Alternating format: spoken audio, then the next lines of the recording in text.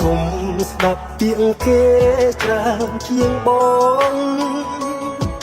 ព្រោះបងជាអ្នកស្រឡាញ់អូនបងក៏ដឹងគ្រប់យ៉ាងពីស្ងួនចានក្នុងរាវលែងអីនឹងប៉ះពេញកិច្ចខ្លាំងអ៊ំខឹងគ្មានមូលហេតុ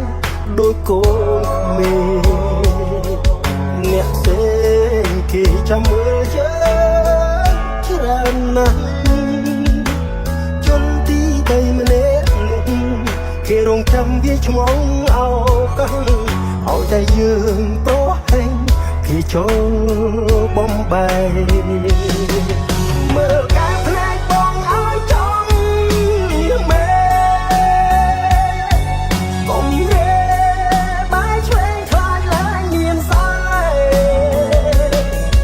អាត្រង់អូសោខ្មៅអូនគួររៀនចេះបែងចែកកុំអាងអីឡើយអូនស្រែកកុំរោលបួនចូល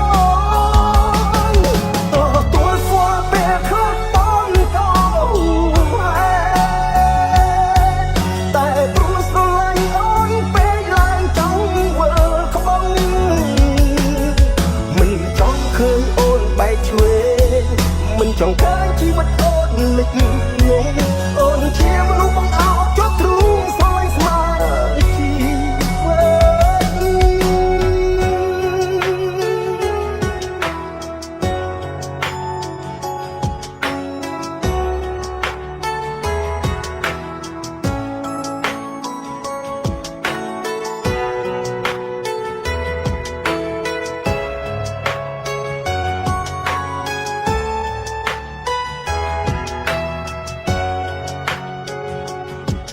មើលមុខបងឲ្យឈប់បានទេហើយកុំស្ដាប់ពាក្យគេច្រើនជាងបងព្រោះបងជាអ្នកស្រឡាញ់អូនបងក៏ដឹងគ្រប់យ៉ាងពីស្ងួនចានគ្មានរាវលែងអីនឹងប៉ះគុំកិច្ចខ្លាំងកុំខឹងគ្មានមូលហេតុដូចកូនក្មេងអ្នកផ្សេងគេចាំមើលយើងច្រើនណាស់ជន់ទីបីម្នាក់នោះគេរងចាំវាឆ្មងអោកាំងឲ្យតែយើងប្រហែងគេចូលបំបែមើលការផ្លែបងឲ្យចង់មែ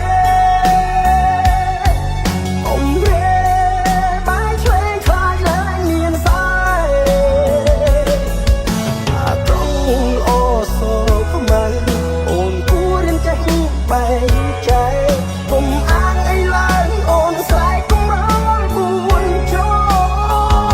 លទទួលស្គាល់ពេលខ្លះបងក៏តែព្រោះស្រឡាញ់អូនពេលឡើងចង់វិលក្បង់មិនចង់ឃើញអូនបែកឆ្វេងមិនចង់ឃើញជីវិតអូនលិចងងអូនជាមនុស្សបង្អោបជាប់ទ្រូង